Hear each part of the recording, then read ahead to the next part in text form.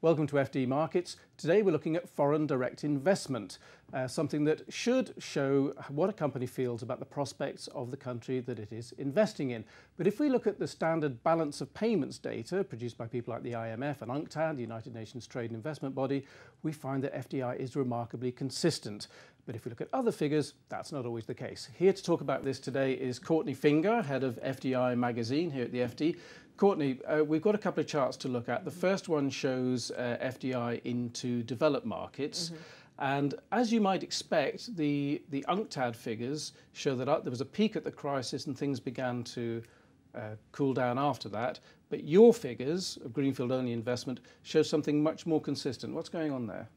Well, I think first of all, it's important to state what we mean by greenfield investment. As far as we're concerned, this is a company putting a physical facility in a foreign country and adding headcount. This can also mean a major expansion of an existing facility. Right. And greenfield investors operate a little bit differently than other types of investors.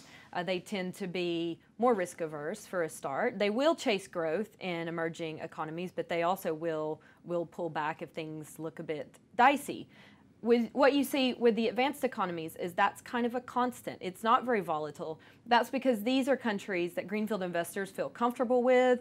You don't see huge inflows of investment because the project figures tend to be smaller. You don't see giant $8 billion facilities like you see in some of the major emerging economies. So it's a bit of a consistent. And actually after crisis, what you see is that investors will pull back a bit and seek safe havens, or what they perceive to be safe havens after the crisis. Right. And that's why you see a lot of consistency there. But when we look at the big balance of payment figures, that includes M&A, it includes intercompany loans. So it is what, the intercompany loans that we think are falling back since the crisis? And also a bit of M&A. I mean, you can see the big peak here there, and that's when there was a global boom time and money was flowing around all over the place, including even in the advanced economies. Everyone was bullish on pretty much everything. Yeah. And you saw a major drop because, first of all, it's easier to pull that money back. I mean, with a greenfield investment, you have some physical facility. It's not so easy to just close up shop and go away. Yeah. So you'll see that money was rushing in, but it was rushing in pretty much everywhere around the world because there was just so much money flying around. Right. And you see that it dropped quite drastically and quickly after the financial crisis. Yeah. Okay, let's go on to our second chart, which looks at the same figures for emerging markets.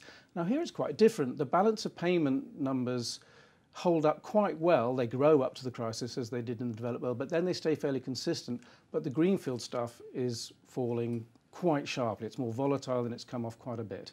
What's happening in emerging markets? Well, I think it's interesting if you look at 2008, this was a high watermark year. And this again was pre-crisis, and greenfield investors were extremely bullish on emerging economies. They were chasing growth. Yeah.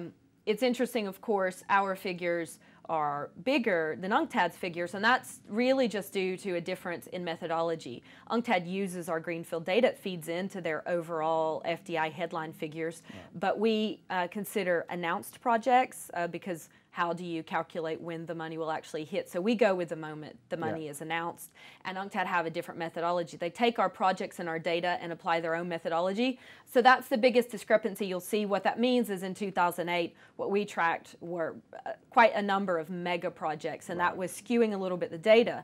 Of course, what you see post-crisis, which you didn't see on the previous slide, is that investors pulled back immediately from emerging economies, and that's because they became more risk-averse. We saw increases in investment in places like the US, the UK, and Canada post-crisis, where investors were getting a bit nervous about some of the developing economies.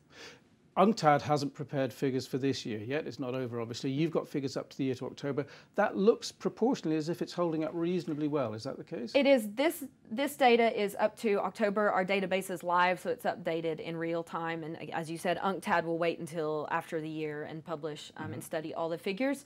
There's some interesting things. So as we've published a story on EM Squared that showed actually huge decreases in investment mid-year 2015 versus mid-year 2014 for the majority of emerging economies. So if you take it country by country, we are seeing some dramatic declines. What's keeping it holding up is increases in countries such as India and Indonesia. So that's bolstering a little bit the overall flows. I suspect by the end of the year, what you will see is it probably will plateau a bit and be a bit even. But if you look at the countries individually, there's some worrying things going on there. Thanks very much, Courtney. So quite a bit of variety going on in emerging markets, some holding up, others falling more sharply. Let's see how the year progresses.